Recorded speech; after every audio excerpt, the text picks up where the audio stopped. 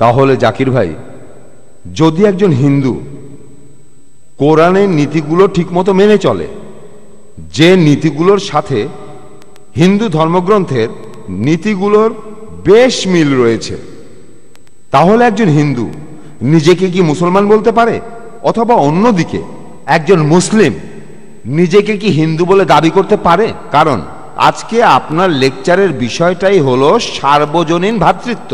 Doctor বিয়াস যখন আপনাকে প্রশ্ন করেছিলেন, আমি কিন্তু সেটা ঠিকই বুঝেছিলাম। খুবই সুন্দর প্রশ্ন। আপনারা যদি পরিষ্কারভাবে প্রশ্ন করেন আমি উত্তর দিতে পারি আলহামদুলিল্লাহ। ভাই খুব সুন্দর প্রশ্ন করেছেন। যদি কোনো হিন্দু ইসলাম কোরআন হিন্দু ধর্মের মূলনীতি মেনে চলে তাকে মুসলিম বলা যাবে কিনা, আর একজন মুসলিমকে হিন্দু বলা যাবে কিনা, খুবই সুন্দর প্রশ্ন।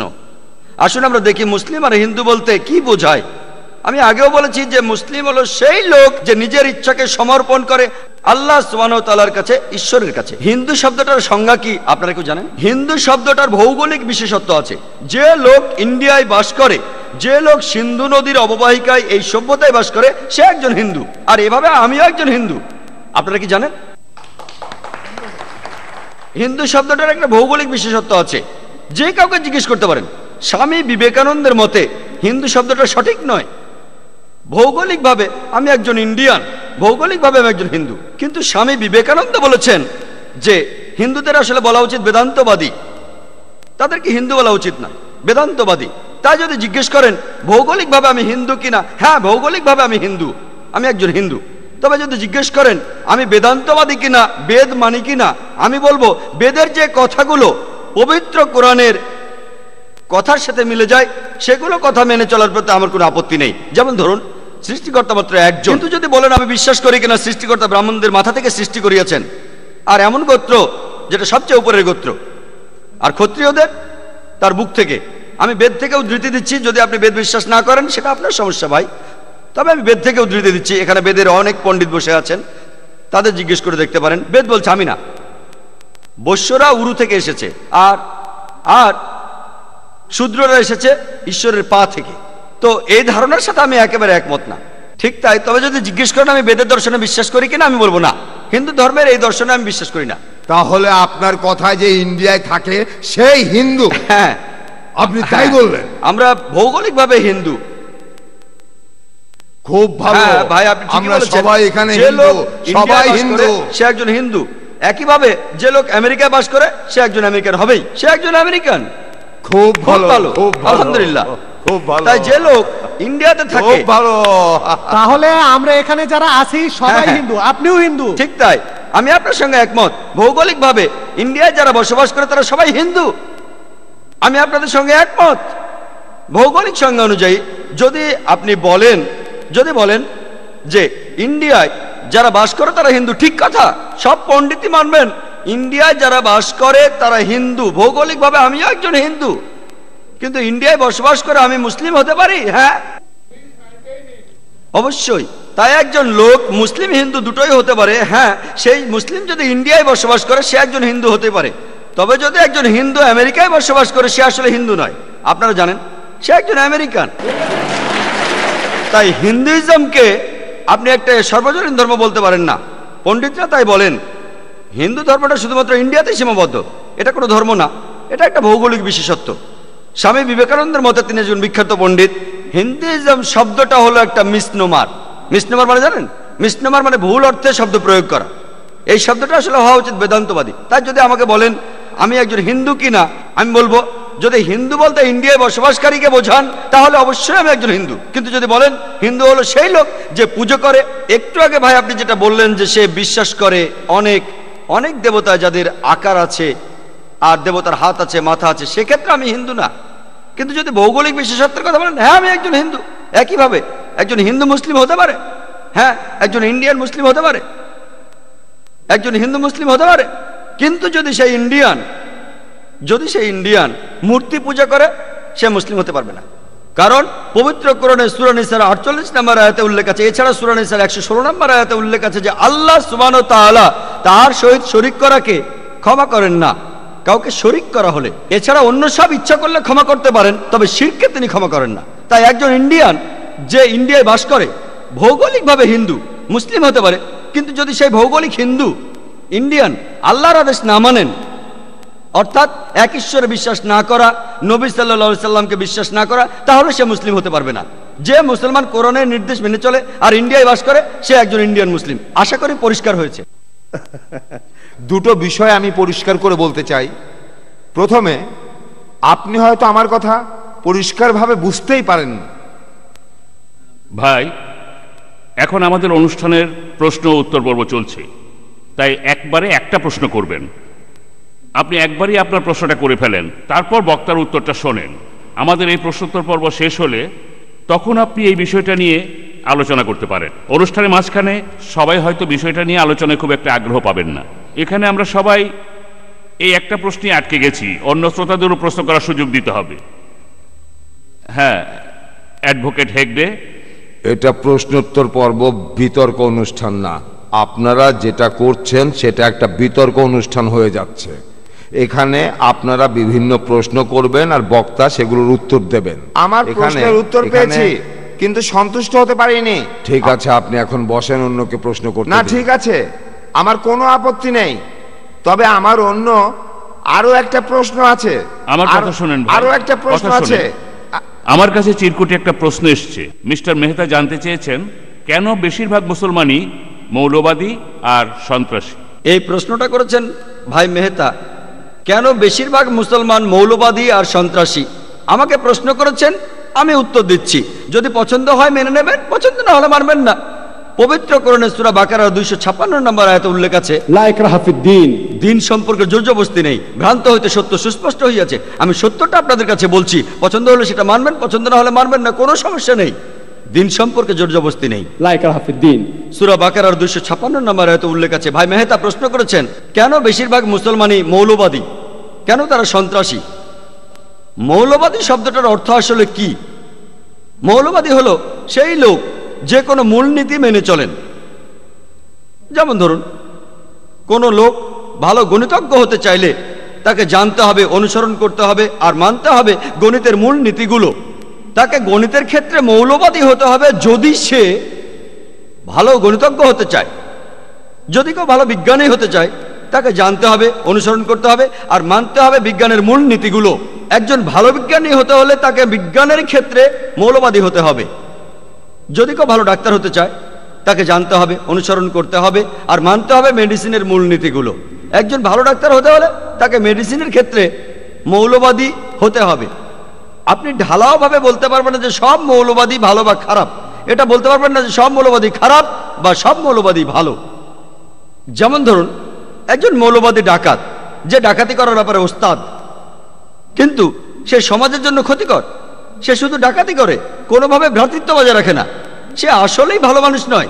আর অন্যদিকে ধরুন একজন মৌলবাদী ডাক্তার, যে মেডিসিনের মূলনীতিগুলো জানে এবং মেনে চলে আর সে অসুস্থ মানুষকে সুস্থ করে, সে একজন ভালো মানুষ, সে মানুষকে সাহায্য করে। তাই আপনি মৌলবাদীদের সবাইকে এক কাতারে ফেলতে পারেন না। এখন মুসলমানরা মৌলবাদী কিনা, আমি একজন মৌলবাদী মুসলমান হিসেবে গর্বিত, কারণ আমি জানি, আমি মানি আর আলহামদুলিল্লাহ আমি ইসলামের সবগুলো মূলনীতি পালন করার চেষ্টা করি। আমি একজন মৌলবাদী মুসলমান হিসেবে গর্বিত। আর প্রত্যেক মুসলিম যদি সে ভালো মুসলিম হতে চায়, তাকে মৌলবাদী মুসলিম হতে হবে, তা না হলে ভালো মুসলিম হতে পারবে না। প্রত্যেক হিন্দুকে ভালো হিন্দু হতে চাইলে তাকে মৌলবাদী হিন্দু হতে হবে, না হলে সে ভালো হিন্দু হতে পারবে না। প্রত্যেক খ্রিস্টানকে ভালো খ্রিস্টান হতে চাইলে তাকে মৌলবাদী খ্রিস্টান হতে হবে, না হলে সে ভালো খ্রিস্টান হতে পারবে না। কথা হলো, মৌলবাদী মুসলমান ভালো না খারাপ, সেটাই প্রশ্ন। আলহামদুলিল্লাহ, ইসলামের মূল নীতিগুলো, আপনি ইসলামে একটা মূল নীতিও খুঁজে পাবেন না যেটা মানবতার বিরুদ্ধে। এখানে অনেক ভাই অনেক প্রশ্ন করেছেন, কারণ তাদের কিছু ভুল ধারণা ছিল। এই ভুল ধারণাগুলোর কারণে আপনি মনে করতে পারেন যে ইসলামের এই শিক্ষাটা ভুল। যেমন একজন বললেন গরু জবাই করা অন্যায়, আমি তার উত্তরও দিয়েছি। ভাই আমাকে প্রশ্ন করেছিলেন, আমি তার উত্তর দিয়েছি। তাই যে লোক এ ব্যাপারে কম জানেন, তিনি ভাবতে পারেন যে ইসলাম ধর্মের কিছু কিছু মূলনীতি ভুল। কিন্তু যে লোকের ইসলাম সম্পর্কে জ্ঞান আছে, তিনি বলবেন ইসলাম ধর্মের একটি শিক্ষাও মানবতার বিরুদ্ধে যায় না, সমাজের বিরুদ্ধে যায় না। আমি সবাইকে চ্যালেঞ্জ করতে পারি, শুধু এই অনুষ্ঠানে নয়, পুরো বিশ্ব জগতে, যে আপনি আমাকে মাত্র একটা ইসলামের মাত্র একটা শিক্ষা দেখাবেন যে শিক্ষাটা এই পৃথিবীতে মানবতার বিরুদ্ধে কথা বলে, একটাও নেই। কারো কাছে খারাপ লাগতে পারে, তবে সব মিলিয়ে ইসলামের শিক্ষাগুলো সর্বজনীন ভ্রাতৃত্ব বজায় রাখে, মানবতার কথা বলে। ইসলামে মানবতা বিরোধী কিছু নেই। আর আমি আবারও চ্যালেঞ্জ করছি, এখানে শ্রোতাদের মধ্যে যে কেউ আমাকে প্রশ্ন করতে পারেন, আমি আপনাদের ভুল ধারণাগুলো ভাঙাবো ইনশাল্লাহ। পরে যখন সময় আসবে, যখন আরো প্রশ্ন করবেন, একবারে একটা প্রশ্ন করবেন আর অন্যদেরকেও প্রশ্ন করার সুযোগ দেন। আমাদের এখানে কিছু নিয়ম মানতে হবে। এই মাইকে প্রায় আধ ঘন্টা ধরে কেউ প্রশ্ন করছেন না, কেউ প্রশ্ন করেননি। আমি আপনাদের বলেছি আপনারা প্রশ্ন করেন, আপনারা আমাকে একের পর এক প্রশ্ন করতে থাকেন। প্রতি 3টে প্রশ্নের মধ্যে একটা প্রশ্ন করেন, কোনো সমস্যা নেই। আমাদের অনুষ্ঠানে যতক্ষণ সময় আছে ততক্ষণ যত খুশি প্রশ্ন করেন, কোনো সমস্যা নেই। তাই আমি মৌলবাদী মুসলমান হিসেবে গর্ববোধ করি। তবে আপনারা যদি মৌলবাদ শব্দটা সংজ্ঞা পড়েন, এটা ওয়েবস্টার ডিকশনারিতে আছে, বলা হচ্ছে মৌলবাদ ছিল একটা আন্দোলন যেটা শুরু হয়েছিল 20 শতাব্দীর প্রথম দিকে। সেটা করেছিল একদল খ্রিস্টান আমেরিকার প্রোটেস্ট্যান্টরা।